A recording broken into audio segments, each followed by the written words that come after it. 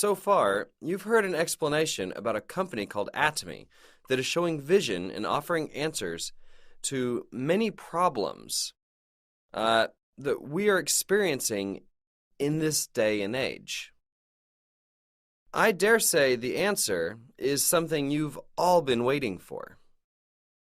It really doesn't matter whether you fully understand Atomy or not. If your gut feelings are positive, that's more than enough. Let me assure you, if you thought during this lecture, how can I tell others what I heard today? You have nothing to worry about.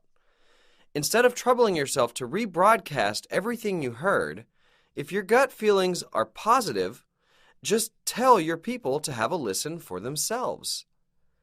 Atomy promises many solutions to social problems we are facing right now. Allow me to present you another point that you might need when considering this business.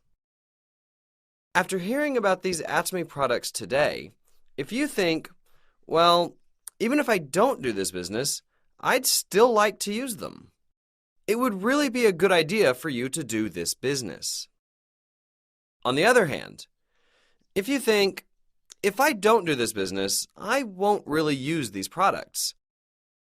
I know there are better goods than Atomy stuff. Then you should never do the Atomy business. Even if you did, you wouldn't succeed. Why? Because we all have a conscience. It would be extremely hard to sell something we don't even use. For those who conclude that despite not doing this business, using Atomy goods would still be more beneficial than using stuff from the supermarket, internet shopping malls, or the home shopping network, then I strongly advise you to do this business. Once you make up your mind to do this business, your goal should be to succeed. If that success just means putting food on the table, it is not success in the true sense, and you're wasting your time. You don't want to waste your time and must become successful. Surprisingly, there are not that many successful people out there. In general, people from birth to age 30 prepare in several ways for the rest of their lives. What kind of preparation? They go to school. From age 30 to 60, most people engage in gainful employment. Finally, from 60 to 90, they experience the twilight of their lives. So we go to school for 30 years, work for 30 years, and our final days are 30 years. Statistics show that at age 60, after studying and working for 30 years, only 1% of the population is successful. In other words, they're well-to-do. 4% of them are financially secure and don't worry about putting food on the table. They are not rich, but they don't have to depend on others for their livelihood. 10% of the people continued to work, living paycheck to paycheck. 15% of the population passed away. The remaining 70% met their elderly years without money and without employment. This particular statistic is a bit out of date and from another country, so it might be a little out of whack for us today. Still, if you look around, there's about one rich person out of every 100. And those who don't worry about putting food in their mouths are about 1 in 20. The remaining 95% of the people are basically failures in life. We need to do some serious soul searching as to why such a big proportion of the population is struggling and failing even after having studied hard and worked to death. One bright mind who made a sharp observation about this phenomenon was Carnegie, who was born to an extremely poor family. He became a steel magnate and established the Carnegie Foundation. His philanthropic endeavors are still helping many long after his death. He gave serious thought as to whether he could become rich again, even if he were to be born again in poverty, or if becoming rich was simply a lucky fluke. He became convinced that no matter how many times he were to be born in poverty, he would always still become rich. Carnegie came to the realization that while he discovered the secret to success, so many other people struggled and failed because they simply didn't know how to succeed.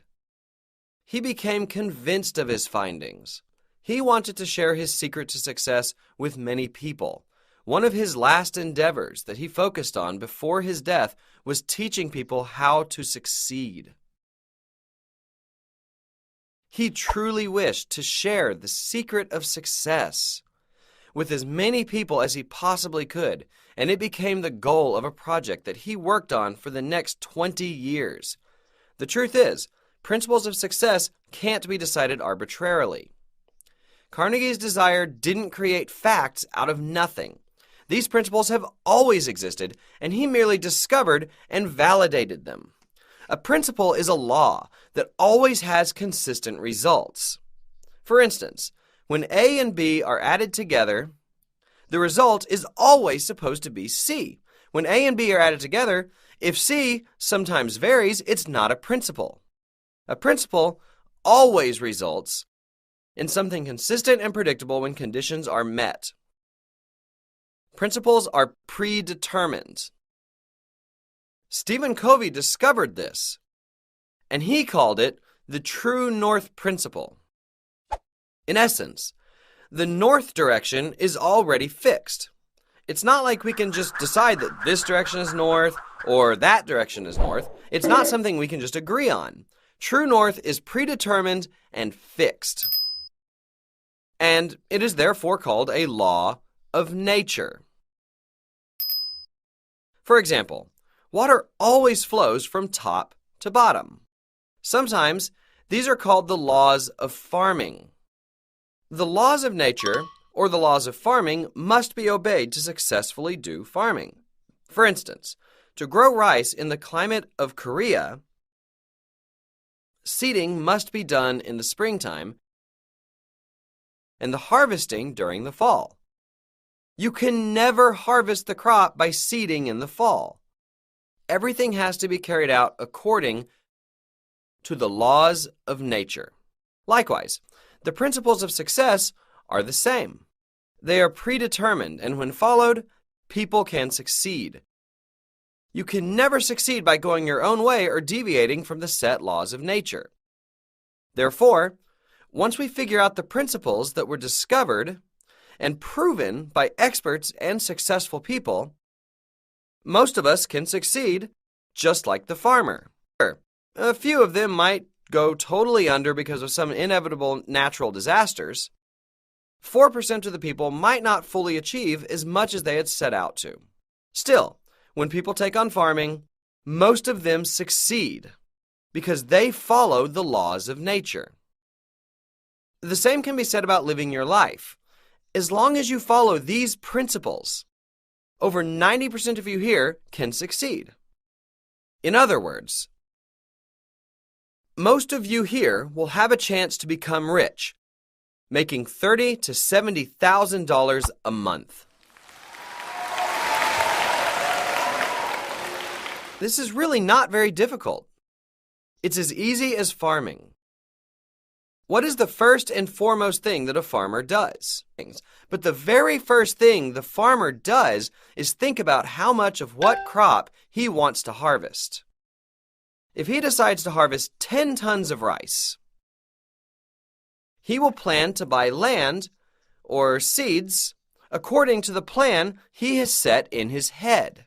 Whatever plan he has in his mind will determine the following action plans of buying the land, various seeds, specific equipment, and the number of laborers he will need.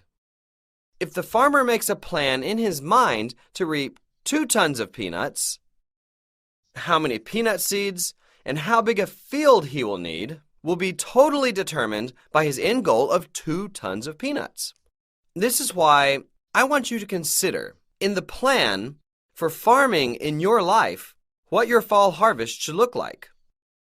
Likewise, what should your life look like in 3 to 5 years from now? Must be determined in your thoughts right now. Only when the 10 tons of rice enters the farmer's head before it enters the silo in the fall will the result of the whole year's farming finally be loaded into the silo. This is precisely why I am stressing that you must have clear images of yourself and the direction your life is going in 3, 5, and 10 years, and even at your deathbed. However, it is kind of complicated. Why is it complicated? Humans are complicated creatures. Let me show you what we are made up of. Humans have a body. We can call it flesh. Next, we have something called a spirit in us. And there is also a soul. Lastly, we are surrounded by an environment. To sum it up, humans are composed of these 4 elements, and the requirements for each of these 4 elements are all different. True success must have satisfied the requirements for all 4 of those elements in a balanced way. The bottom line is that only when all 4 of these conditions are equally satisfied can you have a truly successful life. Interestingly, all 4 of these elements are not mutually exclusive, but actually overlapping and intertwined. First of all, flesh to live well. Spirit to love. Soul to learn. And environment to contribute. You want all 4 of these elements to be harmonized, because only when they are harmonized will you be able to exercise your passion. When they are separate, you will become cynical. For example, you might think, so what if we live well? To those who say, well, so what if we live well? They don't have love in their hearts anymore. The real reason you want to live well is for the people you love and care about. Your poverty makes your children crestfallen and despairing. Your parents desperately hope they will be able to take their last breaths seeing you live well. All parents want to see their children live well. Guys here, listen up. Your poverty is dragging down your wife, too. Another reason why we need to live wealthy is because of our children. See, if you can say, hey kids, you don't have to worry about making money.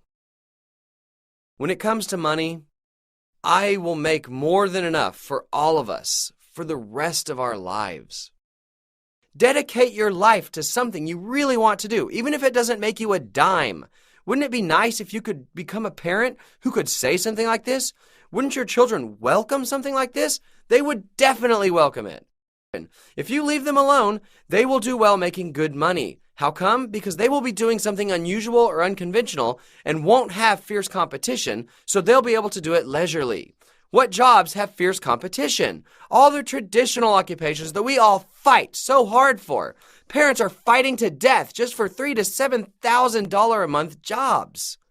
Your miserable children are working jobs with no guaranteed retirement. This is why you really need to change your old way of thinking and start living like humans. With this soul to learn, you realize that you need to improve your lives and become aware of the needy around you. I shed tears often while watching TV. My boys often catch me crying when watching TV together. Not too long ago, I happened to catch a program on TV showing Sudanese children in Africa, starving, without much water to drink. I felt a sense of frustration for not being able to lend a helping hand at that moment. Even as we speak, those children are dying every hour, and in my heart, I have a dire wish for those children to remain alive until the day I can finally run to them. How I wish I could lend my helping hand to those poor children. You might not have realized, but there are so many people who are in need. To sum it up, Your desire to contribute will drive you to succeed with this company. After all, what matters most is what you have in your minds and what attitude you have for your lives. You ought to have all 4 of these elements in the design of your new life. This is easier said than done. It's not that simple, as our lives are not that simple. Plus, you shouldn't take on life that simply. There are people who live their lives in a simplistic way. There are those who complain our compensation system is too complicated. They couldn't care less about a balanced life and only want to hear about how they can get rich quick. There are people like that. In fact, I see 3 of them over there. Let me tell you what these folks who have an aversion to complicated things have in common. They are all paupers. Money grows where things are complex. The money in simple places is all taken by others, so there's none left for you. Therefore, you must learn how to think in some advanced ways. We are endowed with this tremendous gift of thinking. Do you have any idea how Atomy was built? What was it built from? It was simply built by a thought. 17 people got together after riding in a beat-up old minivan and were told that this company would become a world-class company. They were told that they would be making $50,000 a month as a royal master. And further up, there would be crown masters who would receive a Mercedes. I told them I would give them $300,000 in cash. There is a mastership called Imperial Master who will receive $1 million in cash. 17 attendees and the president came in a beat-up old minivan. He couldn't afford $10,000 to rent an office, which took him 3 months to open and had only 2 employees. There were a president and a vice president, and he called himself president even with just 2 employees. How come? I knew from the get-go that I was presidential material. I was the president and CEO from the very start. Still clear in my mind, I had this vision of creating a world-class distributing company. And I followed the principle with good heart. There would be no reason I couldn't become big and successful. I had the guts, and indeed I succeeded. Again, I'm telling you to direct a cinema in your head of the life you want to live. You will be given a form or a template. A template called so-and-so's life scenario will be given to you. And you will be writing it tonight. After filling it out, please turn it in tomorrow. Those who wrote one last month should write a new one. Why? Your cinemas change for the better, bit by bit. Things change, so you must write a new one every month. The template looks like this. There's a big circle like this.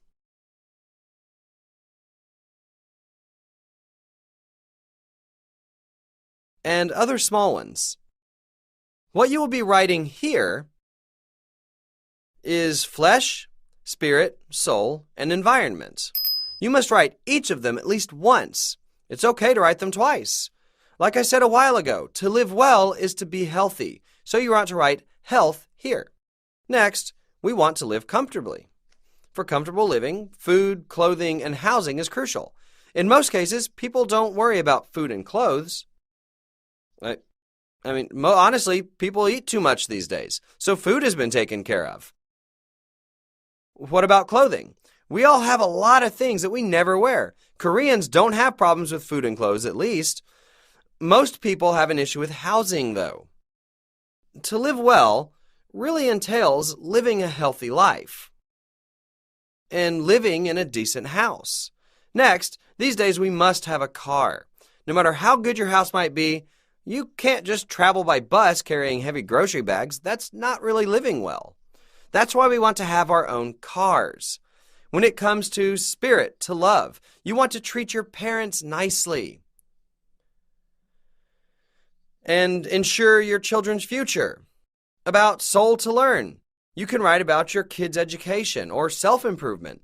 You should pursue your academic dreams if you have any. Lastly, For environment to contribute, you can write about charity or volunteer work. To live well should provide you with ample cash, too. Cash. Cash. After paying off all your debt, you want to have some cash in the bank at your disposal. Cash you don't have to worry about your husband finding. And you can freely give your parents $100,000 to $200,000. Wouldn't that be so cool? If that amount was $500,000 to $1 million, you would be in a great mood, wouldn't you? Right. It'll be neat to have some cash readily available. What else should be addressed? Right. Travels and hobbies also belong in to live well. To contribute, you want to do charity work and donations. To learn, you want to educate yourself and take care of your children. To love, you want to take care of your parents, cars, housing, and health. Write down these sorts of things here. Of course, everyone has a different scenario. For instance, someone who is happy with their housing situation doesn't need to write anything about the house. There are markings here like on a ruler. You can rate yourself from 1 to 10 points.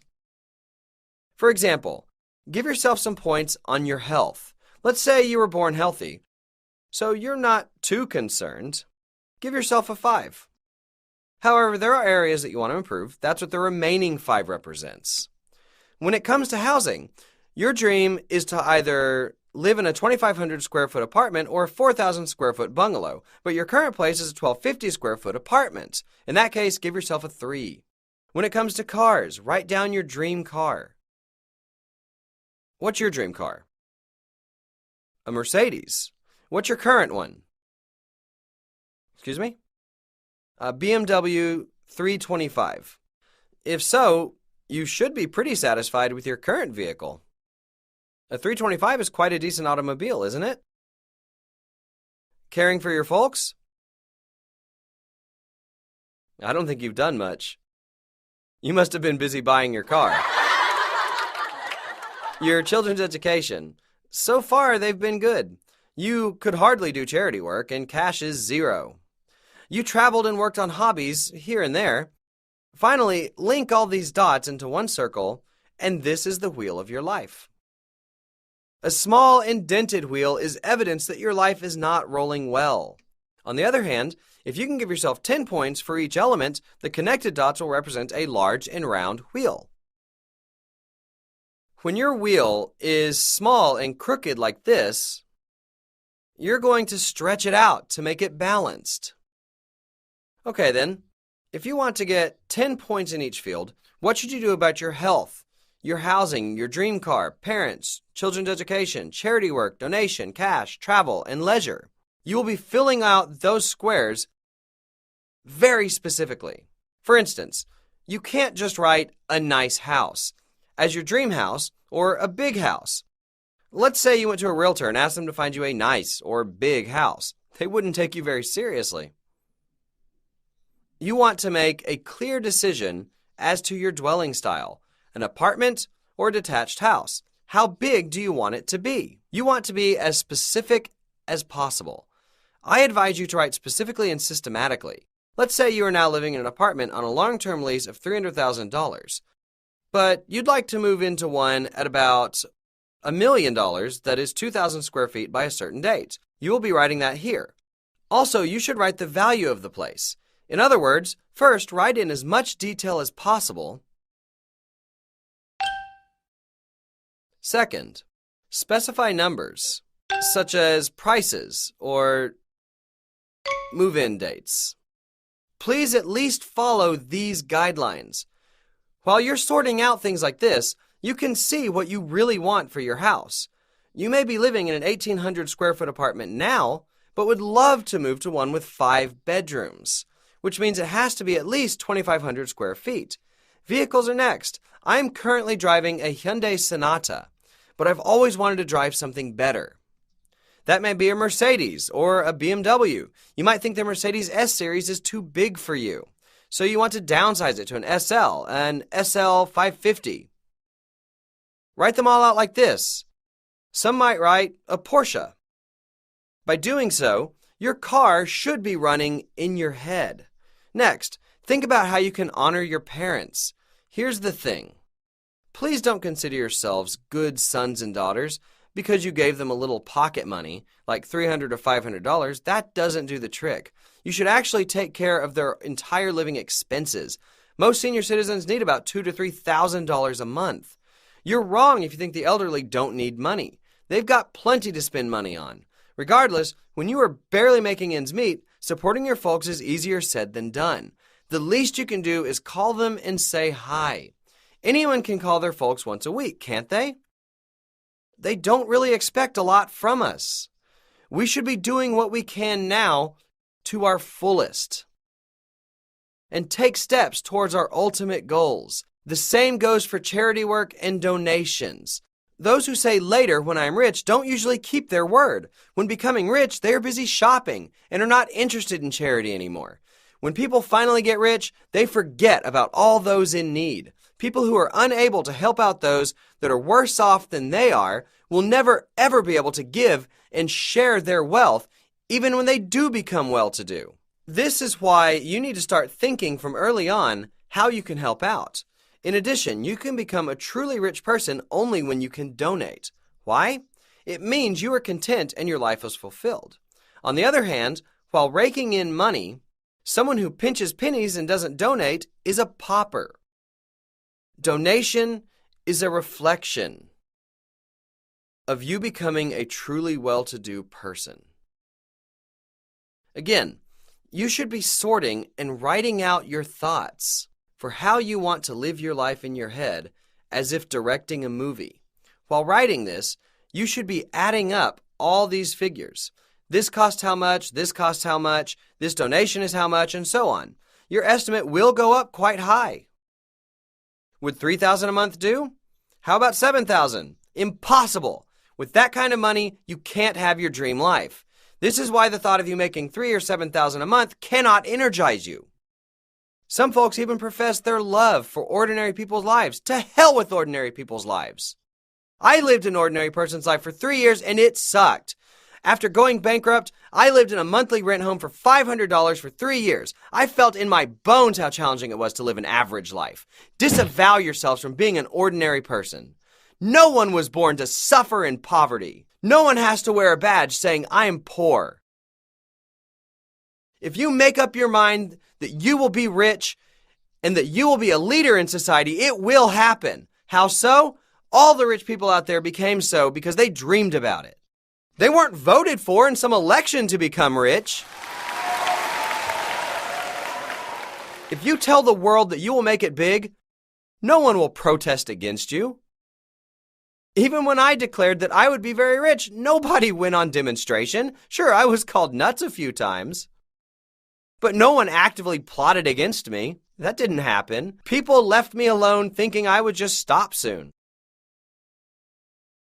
The same is true for you folks too. No one's going to try to stop you. So why not make the declaration that you will become rich?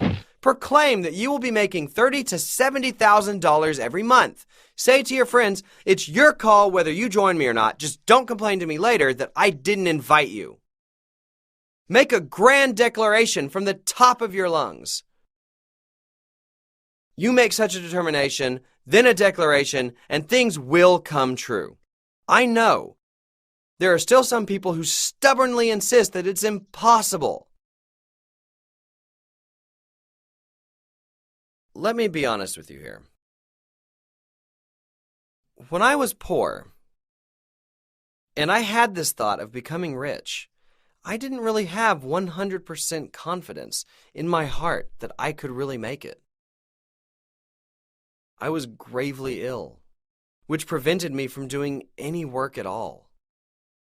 Honestly, I thought I had a 1% chance to succeed and a 99% chance to fail. Nevertheless, we must march on. Looking at that 1%, imagine that you are captured in a cave where all you can see is black rocks. You might be able to see the tiny entrance from far away.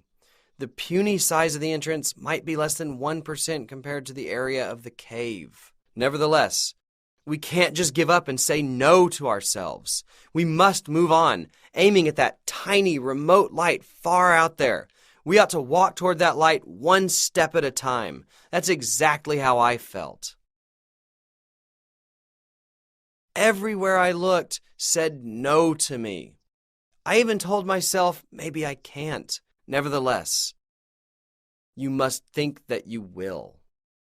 When there's no hope, you must have hope. If you can't bring yourself to have hope, you are hopeless. Like I always say, when there is no hope, the only hope you can have is to have hope. When I was down and out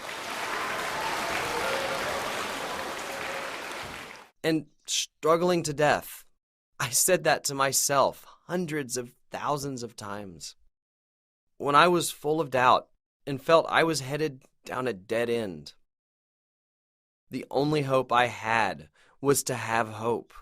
If you can't even afford hope, there's only despair left to be had. However, I couldn't just throw in the towel. Why not? I had my family that I loved dearly. I knew if I gave up, my loving wife would despair. My children would be forced to go through hardship, and my parents would be disappointed to no end.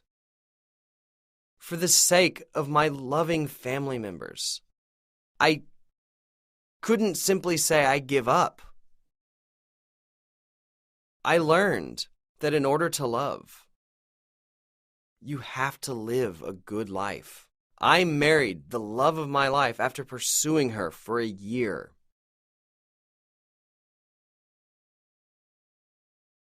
We had lived pretty decently until my business went under. The tough period went on 1 year, 2 years, then 3 years.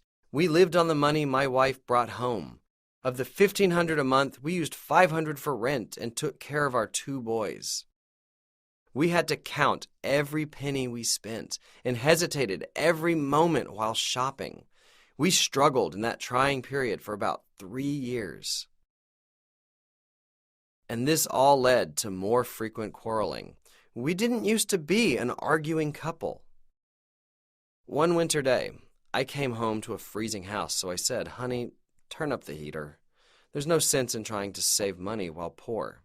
Then my wife went on the offensive, saying, "Do you think I'm not so cold that I want to max out the heater? If you had brought home a paycheck, we wouldn't be freezing right now. Your meager contribution is making us freeze this winter." She lectured that we had to be frugal, but men can be thoughtless, as you know. I said, "There's no point in trying to save money when you're poor. In fact, you should spend as much as you can, because you can only spend so much." I really ticked her off, don't you think? Our quarreling became more frequent. And one day, she finally said to me, "Dear, I want us to divorce after the kids graduate from high school." The thing is, she's a woman of her word. I heard her say that, and I felt crushed. I held onto her legs, and I cried like a baby. "My love, please don't go. I can't let you go." I told her she could leave me when I'd be able to buy her a house. I pointed out she didn't have any retirement saved. Far from it, she barely had a few $100s in the bank. "Let me take care of your older years. Then you can leave me." "Right, in a million years," she quipped. Now she has a great house and a bunch of money in the bank, yet she hasn't told me when she's going to be leaving.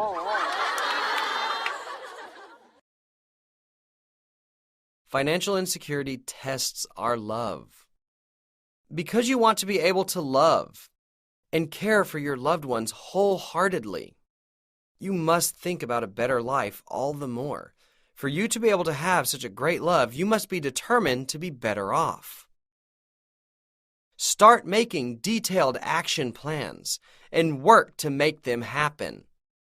Seriously, if I had given up in those days, what would have happened to my wife? There's a chance she'd have been just fine.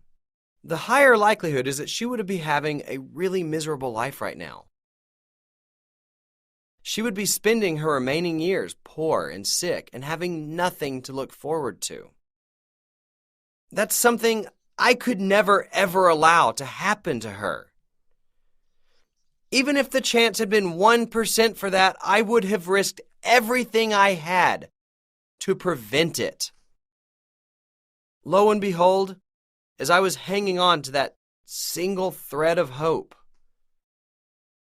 and making steady steps toward the light at the end of the tunnel, the light at the end of the cave slowly began to grow. When I finally got out of the cave, the whole world was open and bright for me.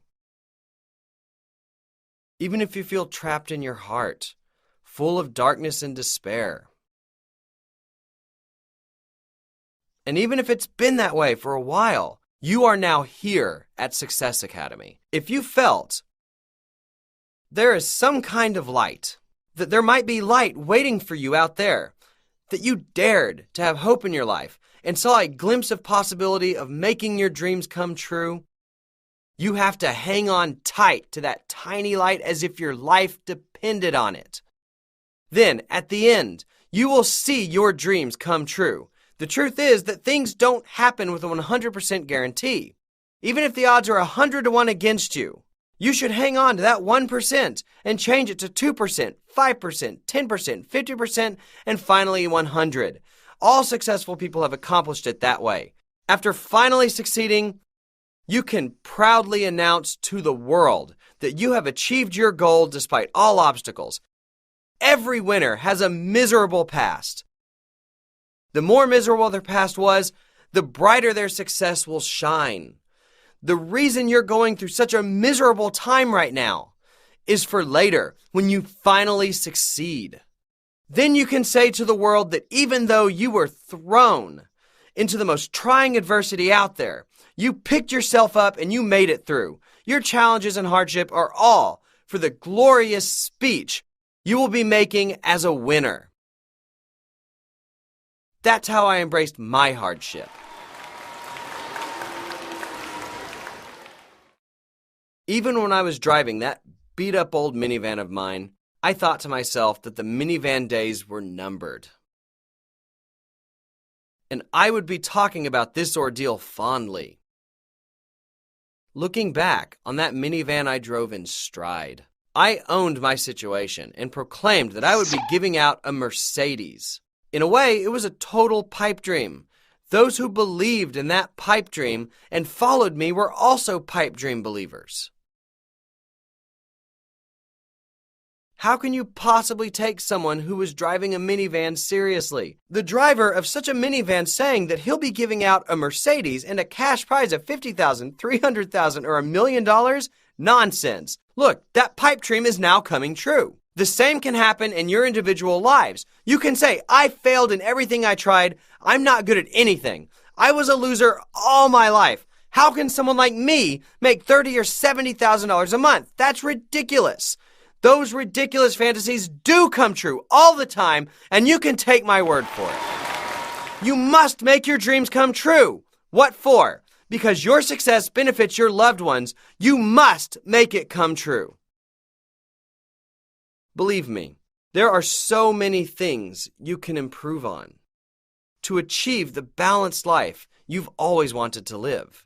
Again, to make necessary changes for that kind of life, first and foremost, have that picture in your head. You must start thinking of that life in your head. Paint a picture of yourself living in a dream house, driving a dream car, taking care of all the needs of your children, being able to support your folks all you want, doing charity work, donating to people in need, and traveling to dream destinations. Paint a new you, living the life of your dreams in your picture. Write a script for that film. Write such a scenario for your dream lives, and roll the camera for that film. What's great about this cinema is that you can change the story, setting, and plot. How so? You are the scenario writer, director, and lead actor. Depending on the movie you'll be writing about, your life will be remade in that mold. Believe it or not, it won't take that long a time. You can estimate 3 to 5 years. As long as you have the iron will to succeed, you can start from scratch, from the ground up. Among those who made it through this, none had a head start. And there's not a single doubt that all of you can do it. Let me quickly show you some examples of what your seniors wrote. This is how they filled this out. They made self-assessments and future plans in detail about health, travel, cash, children, charity work, supporting parents, and so on. Again, you should be writing this in as much detail as possible. Write down specific figures so that you have a practical idea about how to plan your dream life. After this scenario, you want to write another template as to how you're going to work on it. This is it. In this form, you can write down when you will become a sales master, and so on. This is how you want to fill out your template. Additionally, I'd like to see you come up with an implementation plan that details your individual action plans and goals. For instance, I will make sure I bring at least 1 or 2 new people to the weekly one-day seminar that takes place every Thursday in my local area. I will make that happen no matter what. You need to set your action plans like this and follow them through. Tonight, you will be building your dream life in your head and writing down your action plans with all your heart. Please turn in your life scenarios tomorrow, and we will have some time to listen to them. Thanks for staying up so late. That's all, folks.